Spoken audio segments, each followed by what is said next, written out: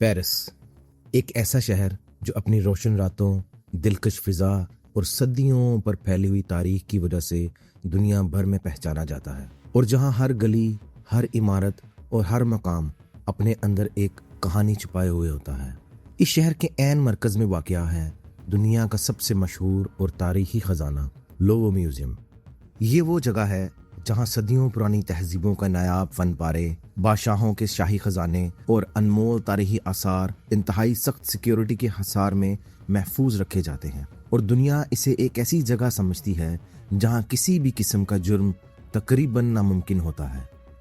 मगर 19 अक्टूबर 2025 की एक आम सी सुबह ने इस यकीन को मुकम्मल तौर पर तोड़ दिया, जब यही नाकाबिले तस्खीर समझा जाने वाला म्यूजियम एक ऐसे मुनज़्ज़म और हैरान कुन वाक़ये का शिकार हुआ जिसने ना सिर्फ फ्रांस बल्कि पूरी दुनिया को हिला कर रख दिया। अस्सलाम वालेकुम नाज़रीन, आप देख रहे हैं SMJ टीवी, और आज हम आपको सुनाने जा रहे हैं एक ऐसी सच्ची, तफसीली और सनसनीखेज कहानी जिसकी हर हकीकत किसी फिल्मी मंजर से कम नहीं बल्कि इससे भी ज्यादा खतरनाक है। सुबह के ठीक 8 बजे लोवो म्यूजियम के भारी और तारीखी दरवाजे आहिस्ता आहिस्ता खुलना शुरू होते हैं, और इनके खुलने की आवाज उस खामोश सुबह में गूंजती है जैसे एक नए दिन का आगाज हो रहा हो। सिक्योरिटी गार्ड्स अपनी अपनी मुकर्ररा पोजीशन संभाल लेते हैं, हर दाखिली रास्ते पर खड़े होकर नहायत बारीकी से आने वाले हर शख्स को चेक करना शुरू कर देते हैं, जैसे कोई भी गैर मामूली हरकत इनकी नजरों से ना बच सके। इस दौरान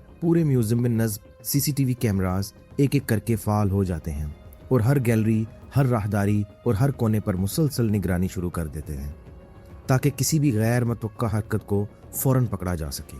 दुनिया के मुख्तलिफ ममालिक से आए हुए सयाह आहिस्ता आहिस्ता अंदर दाखिल होते हैं।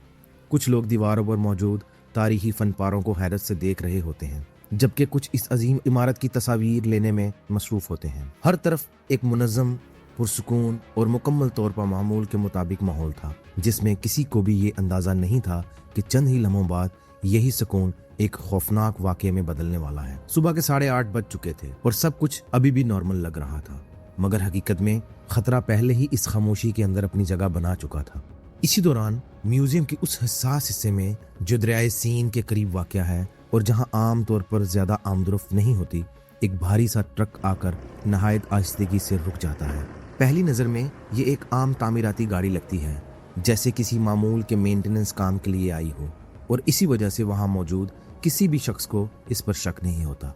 ये दरअसल एक मैकेनिकल लिफ्ट ट्रक था जो आमतौर पर सामान या आलात को ऊंचाई तक पहुंचाने के लिए इस्तेमाल किया जाता है, और इसी आमियत ने इसे मुकम्मल तौर पर मशकूक होने से बचा रखा था। ट्रक चंद लम्हों तक बिल्कुल खामोश खड़ा रहता है, जैसे वो किसी खास वक्त का इंतजार कर रहा हो, और यही खामोशी असल खतरे की पहली निशानी थी, क्योंकि उस दिन ये ट्रक किसी आम काम के लिए नहीं आया था, बल्कि इसके अंदर एक ऐसा मंसूबा छुपा हुआ था जिसका अंदाजा वहां किसी को भी नहीं था। चंद लम्हों बाद ट्रक के दरवाजे आहिस्ता से खुलते हैं और 4 अफराद नहायत खामोशी के साथ बाहर निकलते हैं, जिनकी हर हरकत गैर मामूली हद तक मुनज़्ज़म और पहले से तयशुदा महसूस होती है। उन्होंने आम मजदूरों की तरह सेफ्टी वेस्ट पहन रखी थी ताकि वो माहौल में मुकम्मल तौर पर घुल मिल जाएं, मगर इनके चेहरों पर मौजूद मास्क और नकाब इस बात का वाज़ा इशारा दे रहे थे कि वो अपनी असल शनाख्त छुपाना चाहते हैं। वो किसी किस्म की जल्दबाजी नहीं करते, बल्कि चंद लम्हों के लिए इर्द गिर्द का जायजा लेते हैं,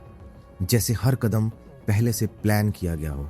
इनकी खामोशी, इनका एतमाद और इनकी बॉडी लैंग्वेज, ये सब एक ही बात बता रहे थे, ये कोई आम लोग नहीं थे। ये एक मुकम्मल तैयारशुदा, खतरनाक और इंतहाई मुनज़्ज़म टीम थी।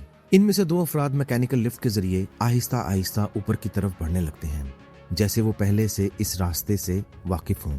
लिफ्ट एक ऐसी ममनुआ बालकनी के करीब जाकर रुकती है जहां आम सयाहों का दाखिला मुकम्मल तौर पर ममनू होता है, और जहां सिर्फ खास सिक्योरिटी इजाजत के साथ ही पहुंचा जा सकता है। चंद लम्हों बाद वो खामोशी के साथ इस जगह पर कदम रखते हैं। ये जगह गैलरी द अपोलन थी, जिसे गैलरी ऑफ अपोलो भी कहा जाता है। ये वो जगह है जहां सदियों से फ्रांस के बादशाहों के कीमती और नायाब शाही खजाने महफूज रखे गए थे, और अब वही जगह उनका असल हदफ थी। इनके सामने एक इंतहाई मजबूत सिक्योरिटी ग्लास मौजूद था, जिसे इस तरह डिजाइन किया गया था कि इसे तोड़ना तकरीबन नामुमकिन समझा जाता था। चंद लम्हों की खामोशी के बाद इनमें से एक शख्स बैग से इंडस्ट्रियल डिस्क कटर निकालता है, जैसे ही ये मशीन ऑन होती है, एक हल्की मगर खौफनाक आवाज माहौल में गूंजती है। ब्लेड तेजी से घूमता है और शीशे से टकराते ही चिंगारियां अंधेरे में फैलने लगती हैं। चंद ही सेकंड्स में वो मजबूत दीवार जो मुकम्मल तहफ़्फ़ुज़ की इलामत समझी जाती थी टूटने लगती है और इसी लम्हे ये वाज़िया हो जाता है कि ये सिर्फ कोशिश नहीं थी बल्कि मुकम्मल दाखिला हो चुका था।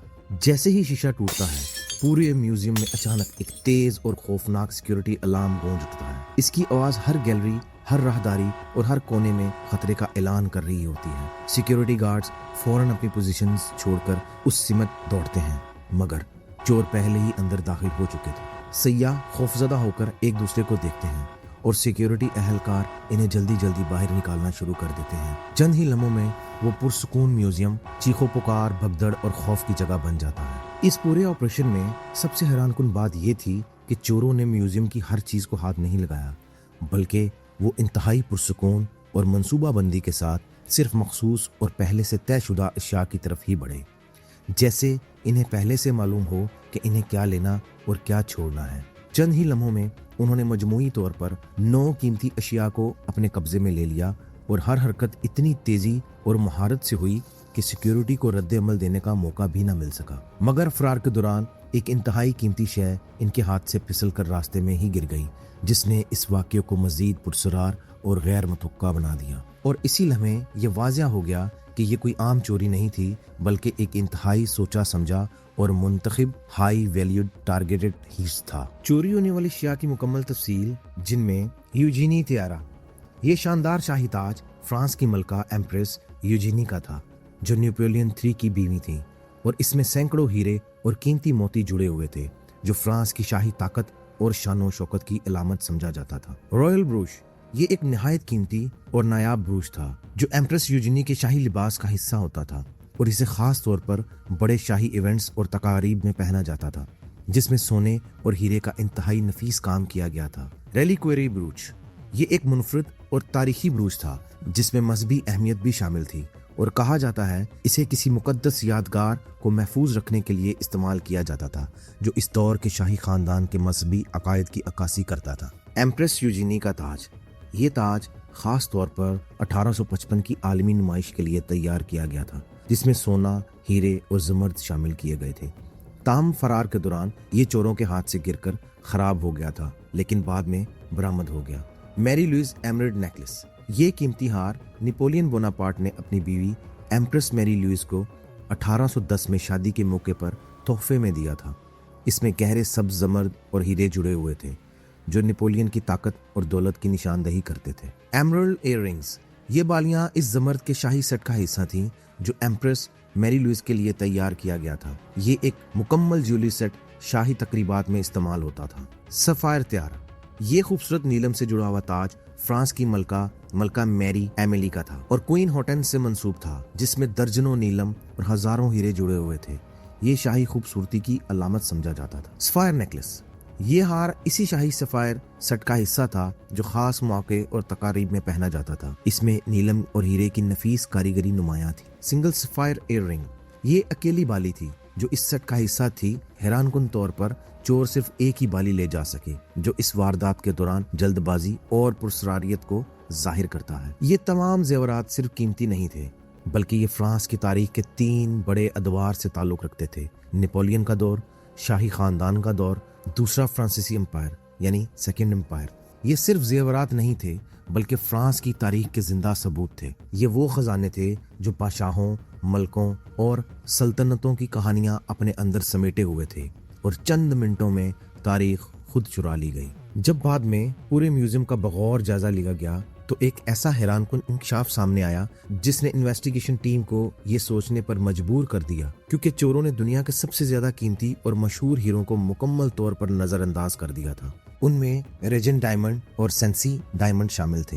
ये दुनिया के सबसे कीमती और मशहूर हीरे थे। अगर वो चाहते तो ये सब ले जा सकते थे, मगर उन्होंने ऐसा नहीं किया, और इसी एक फैसले ने वाज़िया कर दिया ये कोई आम चोरी नहीं थी, ये एक हाईली टारगेटेड मिशन था। चंद लम्हों के अंदर चोर उसी रास्ते से वापस बाहर निकलते हैं जिस रास्ते से वो अंदर दाखिल हुए थे, और इनकी हर हरकत इतनी तेज और मुनज़्ज़म थी जैसे ये पहले से सेकंड टू सेकंड प्लान किया गया हो। बाहर पहुंचते ही वो बगैर किसी हिचकिचाहट के अपने दोनों दोस्तों जो कि स्कूटर्स के साथ वहां पर मौजूद थे उस पर बैठ गए और कुछ ही सेकंड्स में वहां से गायब हो गए। उन्होंने एक लम्हे के लिए भी पीछे मुड़कर नहीं देखा, जैसे इन्हें मालूम हो हर सेकंड इनके खिलाफ जा रहा है। चंद ही लम्हों में वो शहर की गलियों में इस तरह गायब होना शुरू हो जाते हैं जैसे धुंध में कोई साया तहलील हो रहा हो, और देखते ही देखते पूरा मंजर एक नाकाबिले यकीन खामोशी में बदल जाता है। और सिर्फ 8 मिनट के अंदर वो लोग तारीख के सबसे बड़े म्यूजियम में एक बड़ा नुकसान छोड़कर मुकम्मल तौर पर गायब हो चुके थे। फरार के चंद लम्हों बाद चोर एक और खतरनाक कदम उठाते हैं। पीछे खड़े इसी मशकूक ट्रक को आग लगाने की कोशिश करते हैं ताकि हर किस्म के फिंगरप्रिंट्स और डिजिटल शवाहिद मुकम्मल तौर पर खत्म किए जा सकें। वो जल्दी से आग भड़काने के लिए तैयारी करते हैं और माहौल में धुआं और कशीदगी बढ़ने लगती है, जैसे हर सेकंड किसी बड़े धमाके की तरफ जा रहा हो। मगर उसी लम्हे